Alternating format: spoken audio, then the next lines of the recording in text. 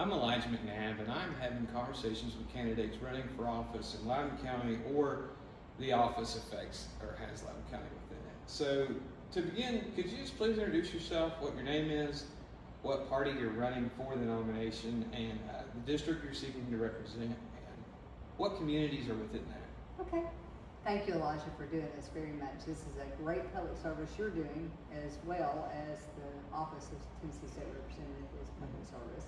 So I'm running for District 32 House of Representatives, which encompasses all of Rowan County and Lenoir City north going toward Knoxville, and Lenoir City downtown. So it does have Rockwood, Kingston, Midway, Alder Springs, Harriman, in those communities as well. To give voters some background, can you tell us about yourself? What experiences, both personal and professional, have prepared you to serve in the Tennessee House of Representatives? What do you believe you bring to the district in the role? So, I'm married. We have a son who is an Army military veteran, and he served 2 tours in Afghanistan, and my dad was a D-Day veteran. And so that really encourages me to want to be involved and be able to serve people because they sacrifice so much. So that's part of who I am. The other thing is, I'm from Rowan County, which is great. You know, I'm from Kingston. My family moved here in the 50s to get better jobs and have a life for their kids to get out of poverty in Eastern Kentucky. So that tells a lot about who I am and what motivates me. But I've spent most of my career, over almost 30 years, serving in workforce education, which a lot of people really don't know what that may be exactly. So I worked at Rowan State Community College, I worked at the Tennessee Colleges of Applied Technology, I worked at UT, and I worked for the Tennessee Department of Economic and Community Development. So I served communities all in this region, different counties. I served Rowan County, but then I served along my way 16 counties, but I was always really involved in statewide programs. And so I had the opportunity to really be around community leaders, elected officials, you know, nonprofits, all the people, business, industry. I've been able to be at the table when they were looking for workforce needs. And so I helped people with receiving their GEDs, single moms. I had programs in the jails for inmates.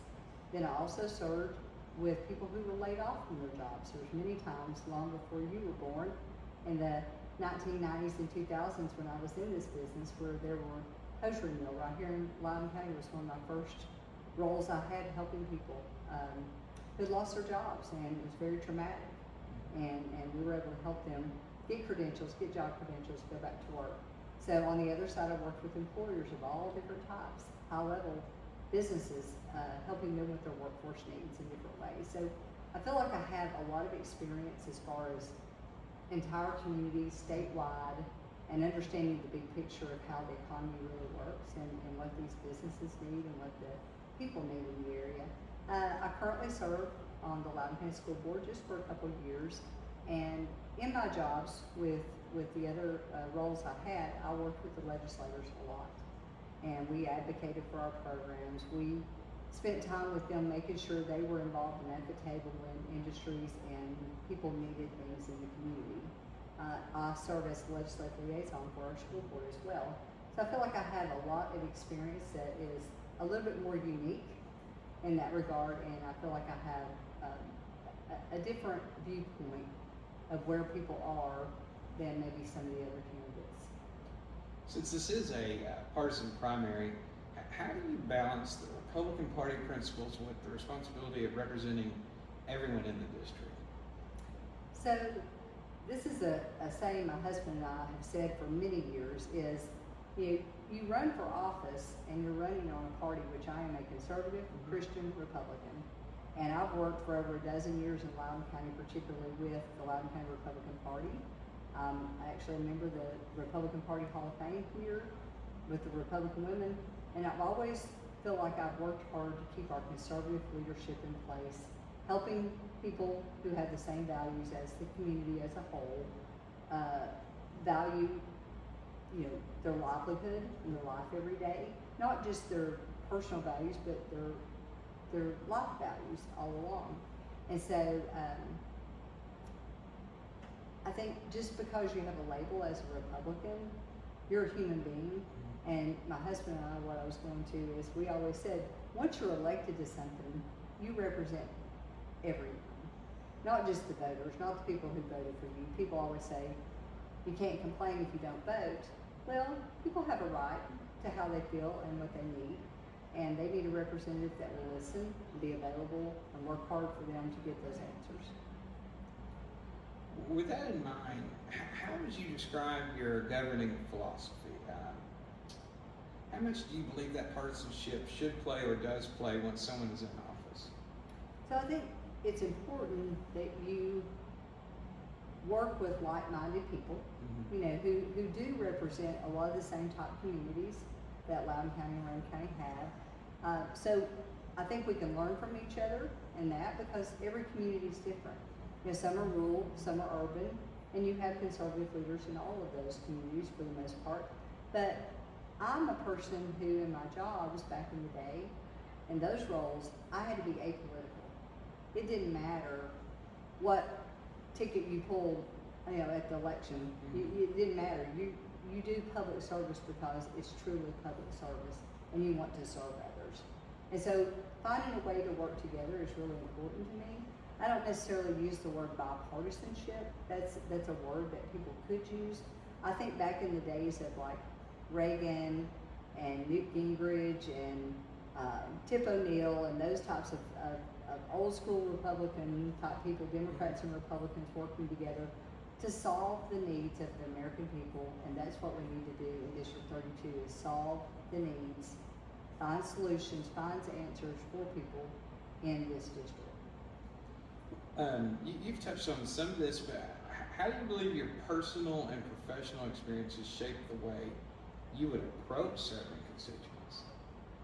Oh, that's easy for me because that's what I've always done.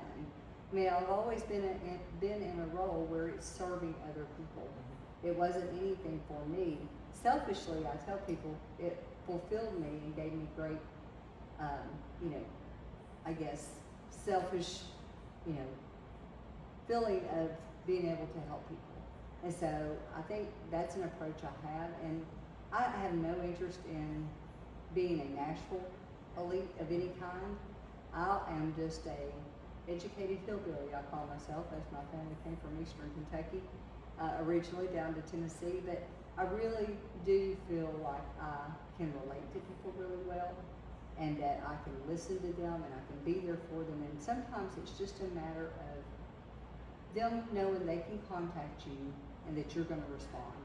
And I think that's what service is about, is letting people know that you care enough to take that time, spend that time to listen and get them an answer. Sometimes the answer is not always what they wanted, but I found that a lot, especially with parents and people in the school board. That's been a response I get is, she'll call me back. She'll find the person to talk to. I'm a resource connector. I like to connect people. I like to find those services for them. That's why I get so involved with nonprofits and community service work, is because then I can find those people that can help the others that I'm serving. It's easy for, you know, politics to dominate conversations, but governing ultimately is, you know, solving problems, as you mentioned. What do you believe are the top issues you'd hope to address if elected? Whether it's state budget, infrastructure, education, public safety, economic development, or another issue, what are you hoping to go there and tackle and accomplish? So part of the message that I have right now for this district that's so important is growth. Mm-hmm. Growth is here. It's not coming, it is literally here, but there is more coming. Mm-hmm. And so a lot of what I've been speaking about has to do with a lot of industry, nuclear industry coming into Oak Ridge, which is on the Roane County side. And I think that when I am in Nashville, I want to look at the budget, the departments, and all those people who can work together to make sure that we get growth right. And be there at the table with our local leaders when they're trying to find answers and find people and find, you know, ideas and things to work from. I want to be there and be a part of that as a group and a team that we can work together to make sure we get it right. Because if you think about the state budget, you're talking about education, number one, which is a lot of my heart, and that differentiates me from, I think, other candidates as well. Because education is something I've been around in some capacity my entire career. And so education also eliminates a lot of the barriers and a lot of the things in communities that create obstacles for people to move on to better jobs and find those great paying jobs that the community's going to have to offer. We need to make sure education is at the top of our priority list. That means funding levels. We're not in the highest funding levels anymore. We need to make sure that our schools are clean, safe, not falling apart. We need to make safe environments for our kids, but also you have infrastructure needs within the counties and communities. I think the state could be involved in that a little bit more. You also have public safety. It's obviously very important. People want to live in safe neighborhoods, so we want to focus on making sure that that is funded. I actually have a little bit of extra part to that public safety. It also has to do with EMS, fire, and all those things. I've always thought and seen things happen, and I think, why are we not funding them at a different level? I think there's a lot of need there, but also just the budget as a whole. Healthcare is another need, and fortunately, in our area where we live, we have good healthcare. I feel like we have good healthcare. We have hospitals close by enough for people. So, but your top thing is really going to be education. We need to continue to focus on that as strong as we can and not let that slip away. What do you see as the district's greatest strengths, and how would you build on those? I'm one of those people who really, maybe it sounds Pollyannish, but I believe the people are the best part of any community, any district. I don't think it's always the elected officials. It's not people who they can do things to facilitate and be a catalyst to good things to happen. But I think the people from all the way up are the best part of our community, and I think they can help be a part of it instead of them feeling like it's only these elected officials that do things. They need to come alongside and find ways that they can contribute. So I think that's one of the strongest areas. We do have really other good, strong resources here in Roane and Loudoun counties. We have a lot of positive. That's why people want to live here. And so I think our natural beauty is a great asset. I think that gives people a good quality of life as well. But also we have healthcare resources. We have good educational institutions. I just think we can do better all the time. But the people are always my favorite part. The district includes communities in both Roane County and Loudoun County. Do you see their priorities as largely the same, or do you believe each area has unique needs? How would you ensure both counties receive strong representation? So I always believe every community has their own unique niche within the county they're in. They have their own special, I guess, priorities that they know the area well. They know what's important to the people, and so we never want to forget our local governments are very important and involved in all of those departments that work so hard. But to represent, being from Roane County and then living in Lenore City, I feel like I kind of have another unique aspect to me that I have lived in both communities. But Roane County represents the largest portion of the district. And I live here, so it's easy for me to move about and see people and be around activities. But Roane County needs to always have a different type of attention that way. I think you can represent everybody equally, even though the numbers are different. I promise, and I will promise to this audience right now, that Roane County will never be forgotten in my book. I will be, and people who know me know I show up, and I'll be around, and I think you can serve equally, even though they're unique. Here's a good example, Elijah. I'll use this. Oliver Springs. I was over there a couple weeks ago for a 4th of July festival, and driving through the back roads of Roane County where I used to work, and I thought, this is still so rural, and I love every part of it. And I got over there and I was talking with people and talking to the mayor, and I said, you know what? I want y'all to know I will never forget you, because when I worked at Roane State, I wrote a special grant to make sure we had a GED program in the housing authority there. I wrote a special grant to make sure that we had a GED program in 10 Mile, Tennessee, which is down in the most rural part of the south part of Roane County. So I had programs all across the county, and I said, to me, you're still the heart of everything being out here because you want to keep your heritage. We want to keep our heritage even in the bigger cities. We want to keep our heritage and our values and not let that slip away. And Oliver Springs is a good example of, you know, they have a historical museum there that's, you know, a national landmark essentially. And so in Kingston, we just got named the Fort Southwest State Park.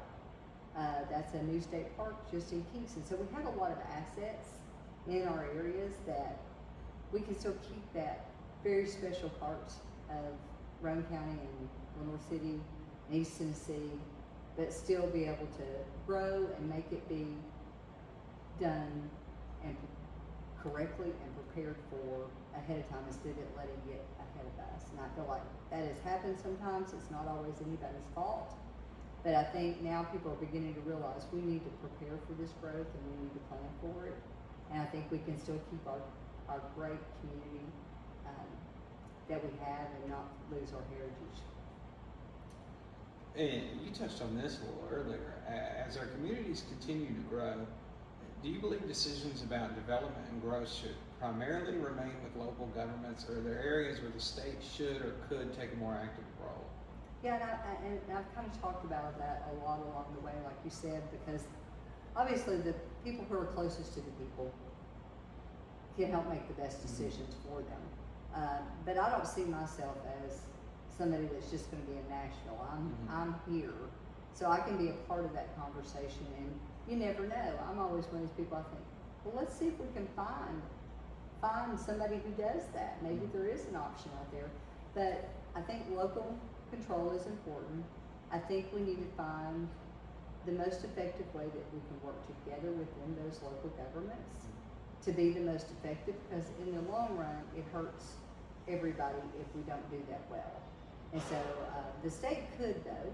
I think there are a lot of funds available out there that sometimes doesn't always make it their way to our side of the state, as far as, you know, there are many things that people that represent other districts maybe have a little bit more influence over, and I'd like to change that. I'd like for us to see that opportunity be, you know, I think we just, the people in East Tennessee and this area and this district, I think we love where we live, and we're like, okay, we want it to be better, but I still want to be right here. Mm-hmm. And so we don't always fight for the things the same way, because we've always worked hard, and we've always done the things that need to be done to make it work. And so I think we're ready to fight a little harder and make it the best it can be. So, without directly discussing components, what distinguishes you as a candidate, and why should Republican primary voters choose you? So, as I spoke to before, as far as the Republican part of it, you know, I carry around my little Constitution with me and make sure that I want to, you know, follow what our founding fathers believed was right for our people. So I will stick to that. But also, again, conservative leadership. I have direct experience, again, working with the Republican Party and conservative people as a whole to make sure we have strong leaders in our community who continue to keep those values forefront. But the other thing I think that differentiates me is I think my breadth of experience with the roles in the career that I had, working in all those different areas with all types of people. It just gives you a bigger picture of how things work, and you can look at it from that viewpoint and say, you know, this is going to help. You know, this is going to be for the better. It's just maybe everybody doesn't see it right now, but that's how you inform people, you educate people. I think the biggest differentiator is my education background. Mm-hmm. I think that we focus on our kids and our schools and those outcomes, and we do that well. I know in Loudoun County, I grew up in Loudoun County schools, and I didn't do too poorly. So I think we have a lot of opportunity there, and I have the most experience because research proves in education, if you have a certain competency level, reading level, things like that, your outcomes in life are a lot higher for not being incarcerated, for instance, not being in jail. Those are high statistics, and so I'd rather focus on education than incarceration. Right. You know, so I wanna find ways that we can keep moving the dial on education. In closing, is there anything we've not discussed that you would like voters to know? And if this is kind of the last someone hears from you before they cast their ballot, is there anything you'd like to get across? I want people to know that if they can't tell by talking with me or listening to me, I am who I am. I don't put on words just to say. I put the work into it to see the outcomes and to love on people. And one of the most important things my mother ever taught us was to love each other. And I live my life every day making sure I find a way to love people. And so that's what makes me want to be involved and be able to serve people. I just want you to know that I will always show up every way I can. Whatever that means to you, I want it to be that way. I will work so hard. My work ethic is strong.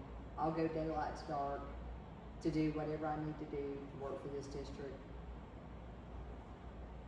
I will spend time and enjoy my community with you. I want to be there for you. So I will serve you well, and I promise to be available.